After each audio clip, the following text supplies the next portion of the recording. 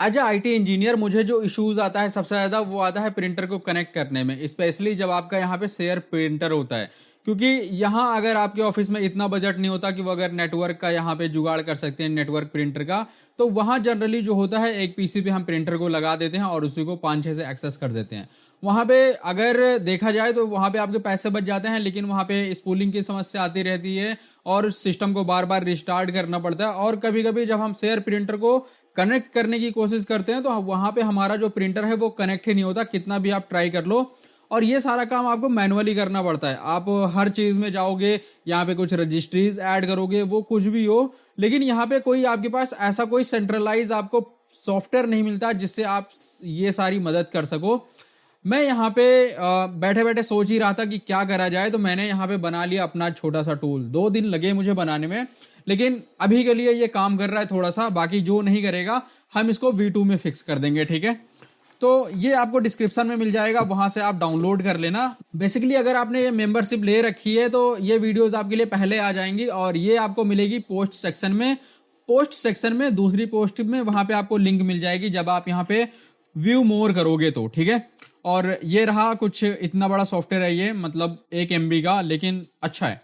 Just हम इस पे राइट क्लिक करेंगे, रन एज एडमिन करेंगे और यस कर लेंगे। यस करने के बाद ये आपके पास कुछ ऐसा शो होगा। अगर आपको कलर चेंज करने होंगे तो यहाँ से आप कर लेना दबा के, यहाँ से कलर चेंज हो जाता है और 1-2 कलर और चेंज हो जाता है, ठीक है। ये उसके बाद आपके पास कुछ ऐसा आ जाएगा खुल के, और ये सारा का सारा अभी के लिए वर्किंग है क्योंकि मैंने बहुत मेहनत करी है, बहुत टेस्टिंग करी है और सारा का सारा चल रहा है, ठीक है। डैशबोर्ड पे आपको इतने सारे ऑप्शंस मिल जाएंगे देखने के लिए। बेसिकली डैशबोर्ड है और इसी में आपको सारे ऑप्शंस मिल जाएंगे। अब जितने भी आपके प्रिंटर कनेक्ट होंगे वो आपको मिलेंगे यहाँ पे इंस्टॉल प्रिंटर पे। तो जैसे ही आप क्लिक करोगे, जो भी प्रिंटर आपके ऑफलाइन होंगे वो ऑफलाइन शो हो जाएंगे, जो भी ऑनलाइन होंगे वो ऑनलाइन शो हो जाएंगे। लेकिन यहाँ पे जो आपके प्रिंटर यहाँ पे आ जा, आप जैसे नेटवर्क को आप एज अ यूएसबी मानते हो तो वो यूएसबी यहाँ पे ऑनलाइन ही दिखाएगा, वो प्रिंटर चाहे ऑफलाइन ही हो। तो ये थोड़ा सा इशू है, ये हम फिक्स कर लेंगे। अब यहाँ पे आपको ये सारे जितने भी आपके यहाँ पे प्रिंटर होंगे वो सारे के सारे आ जाएंगे। अगर मुझे कुछ प्रिंटर को एनालाइज करना हुआ, जस्ट मुझे यहाँ पे डायग्नोस्ट पे क्लिक करना पड़ेगा। जैसे ही मैं डायग्नोस्ट पे क्लिक करूंगा ये सब कुछ चेक करेगा, ठीक है। यहाँ पे कॉन्टैक्ट सर्वर आएगा, आपका यहाँ पे पिंग है या नहीं है, पिंगेबल है आपका प्रिंटर या नहीं है, आपके प्रिंटर में कोई भी सॉफ्टवेयर इंस्टॉल है या नहीं है, तो वो सारी चीजें। अब जैसे यहाँ पे ये सारी चीजें पिंगेबल हैं, सब कुछ ठीक है, तो ये यहाँ पे सब कुछ आ गया। नहीं तो अगर मान लो कुछ मैंने यहाँ पे गलत कर दिया, अब सपोज यहाँ पे मेरा टीसीपी आईपी है, यहाँ पे मैंने कुछ और आईपी डाल दी। अब जैसे ये वाली आईपी डाल दी और मैं यहाँ पे स्टार्ट डायग्नोस्ट करता हूँ, तो यहाँ पे अगर वो पिंगेबल नहीं है और यहाँ पे उसका ड्राइवर नहीं है तो वो सारी चीजें यहाँ पे रेड आ जाएंगी और बाकी सारी चीजें यहाँ पे बाईपास हो जाएगा, ठीक है। तो ये कुछ ऐसा आ जाएगा और ये सारी चीजें ये सब बाईपास कर देता है जो नीचे वाली हैं, क्योंकि ऊपर की नहीं मिली चीजें, नीचे वाली हो गई बाईपास। तो यहाँ पे कुछ ऐसा ये काम करता है। उसके बाद अगर आपका यहाँ पे यूएसबी है, पोर्ट में यूएसबी है, तो यहाँ पे आपको सारा का सारा दिखा देगा कितने आपने कितने आपके यूएसबी में कितने प्रिंटर हैं, कितने आपने यहाँ पे यूएसबी प्रिंटर्स लगा रखे हैं वो।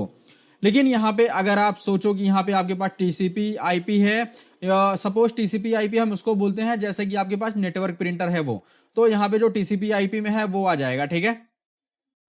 अब यूएसबी पोर्ट में हमें सारे के सारे प्रिंटर देखने को मिल जाएंगे। अगर कभी नहीं आता तो बस आपको एक बार रिफ्रेश करना है और सारे प्रिंटर आ जाएंगे जो भी आपने यहाँ पे ऐड कर रखे हैं। उसके बाद यहाँ पे टीसीपी आईपी में वो चीजें आ जाएंगी। अब सपोज कि आपके पास कोई प्रिंटर है जो आप यहाँ पे इंस्टॉल करना चाहते हो, बस आपको उसका आईपी पता है और आपको उसका कुछ नहीं पता।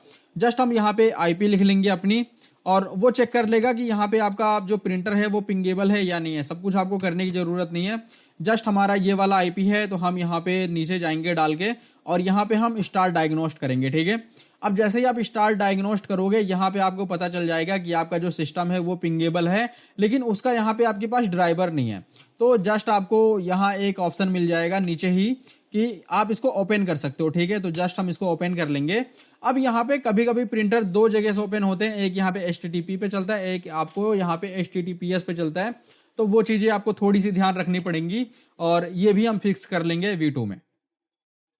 उसके बाद यहाँ पे अगर आपको कुछ इश्यूज आते हैं, जैसे कि मान लो बहुत सारे इश्यूज हैं, वो सारे अभी हम बाद में बात करेंगे। अब यहाँ पे ये कुछ ऐसा आ जाएगा, लेकिन यहाँ पे जो सबसे ज्यादा इश्यूज आता है वो आता है हमें शेयर्ड एसएमबी शेयर्ड प्रिंटर में, ठीक है। तो शेयर्ड प्रिंटर को एक्सेस करने के लिए जस्ट आपको वहां पे उसका जो है वो आईपी डाल देना है। आईपी हम डाल देंगे, जस्ट हमें लिखना है अपना जैसे हम यहाँ पे सर्च करते हैं, मेरा है यहाँ पे 172.16.3.179 सपोज मैं यहाँ पे कर रहा हूँ, और मुझे यहाँ पे अपना यूजर नेम पासवर्ड देना है। तो हम यहाँ पे एज यूजर नेम पासवर्ड डाल देंगे अपना, और यहाँ पे हम स्कैन प्रिंटर पे क्लिक करेंगे। स्कैन सर्वर प्रिंटर पे आप जैसे ही क्लिक करोगे, जो भी प्रिंटर यहाँ पे होगा आपके पास यहाँ पे आ जाएगा। तो एक बार हम देख लेते हैं, ये लोकली भी आ रहा है। तो अभी के लिए ये हमारे पास लोकली भी आ रहा है, तो हमारा मतलब कि काम कर रहा है, ठीक है। उसके बाद यहाँ पे आ जाएगा। अब यहाँ पे सपोज आपको यहाँ पे क्रेडेंशियल इंजेक्ट करना है, और जैसे सेव एज आता है, ठीक है। अगर आपको ये इंजेक्ट करना है तो जस्ट हम यहाँ पे इंजेक्ट पे क्लिक करेंगे, और यहाँ पे सक्सेसफुली हमारा जो क्रेडेंशियल है वो यहाँ पे इंजेक्ट हो जाएगा। अगर आपको यहाँ पे शेयर प्रिंटर जस्ट आपको यहाँ पे इंस्टॉल करना है, जस्ट हम यहाँ पे कनेक्ट प्रिंटर पे क्लिक करेंगे, आपके पास कुछ ऐसी CMD आ जाएगी, ठीक है। उसके बाद यहाँ पे बोलेगा कि आप यहाँ पे पासवर्ड डालो दोबारा वेरिफिकेशन करने के लिए, और उसके बाद हम करेंगे ओके। जैसे ही आप ओके करोगे तो ये सारी चीजें जो होता है यहाँ पे ये उसको वो कर देगा। यहाँ पे सारी की सारी जो आपकी प्रिंटर है वो यहाँ आपका इंस्टॉल हो जाएगा इजिली, और वो जो इंस्टॉल करेगा वो करेगा एज IP से, होस्ट नेम से, ठीक है। तो ये बढ़िया है आपके लिए, और ये हमारा हो गया। अब हम इसको अगर चेक करेंगे तो यहाँ पे हमारे पास इंस्टॉल प्रिंटर में हमें शो हो जाएगा।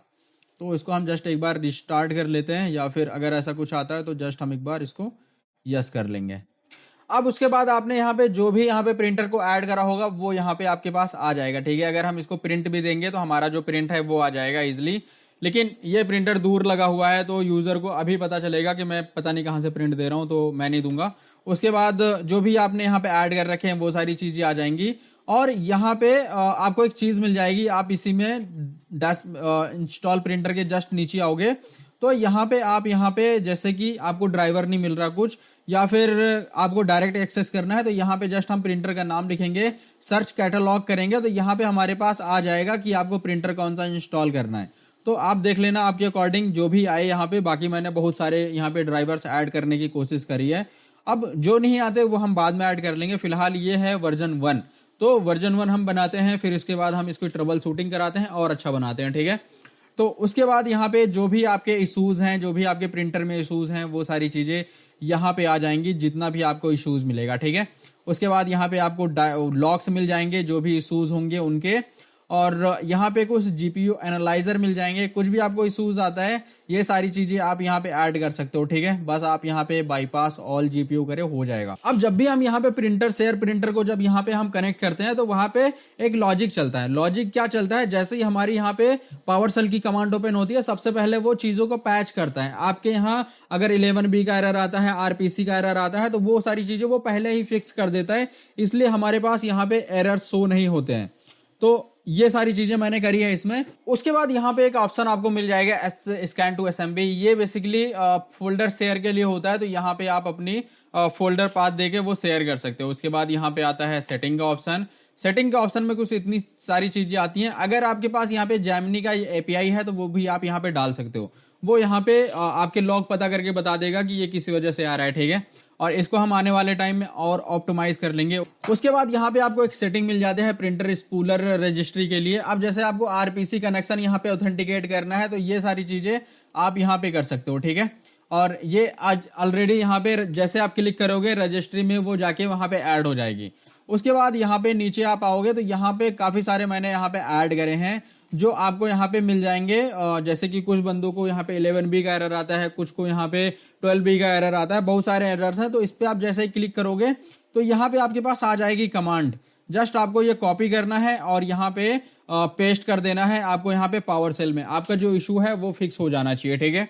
और अभी के लिए ये इतना ही अच्छा बना है। और उसके बाद यहाँ पे कुछ आपको मिल जाते हैं बटन्स। उसके बाद यहाँ पे एक्सपोर्ट आप कर सकते हो, और यहाँ पे भी काफ़ी सारे आपको मिल जाएंगे जनरली। कुछ आपको अगर रिस्टार्ट करना है स्पूलिंग वो सारी चीज़ें कर सकते हो, लेकिन अभी के लिए ये इतना बढ़िया बना है, ठीक है।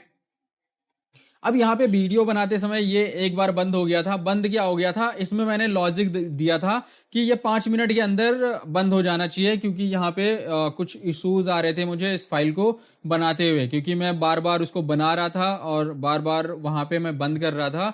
तो वहां पे जो बैकग्राउंड में सर्वर है वो इजिली बंद नहीं हो रहा था, उसके लिए मैंने एक लॉजिक लिखा था। अब मैंने उसको कर दिया 60 मिनट, तो अब ये बंद नहीं होगा। ठीक है, तो आप यहाँ पे इसको यूज करके देख सकते हो। अगर आपका यहाँ पे काम आए या फिर आपके अगर काम का हो तो आप जनरली मुझे बता सकते हो कमेंट में। और ये सारी चीजें अभी के लिए ये V1 हो सकता है इसमें कुछ बग्स हो, किस इशू है, लेकिन मैंने इसमें बहुत कुछ लॉजिक लगाए हैं, बहुत कुछ इसको करने की कोशिश करी है।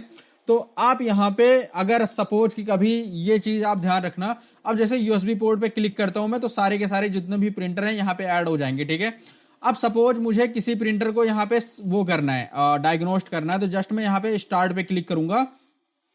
अब यहाँ पे ये फिजिकल प्रिंटर नहीं है, तो फिजिकल प्रिंटर पे हमेशा जब भी यहाँ पे फिजिकल चेक करेगा वो यहाँ पे रेड मार्क ही आएगा। ठीक है, तो इस बात का आप ध्यान रखना।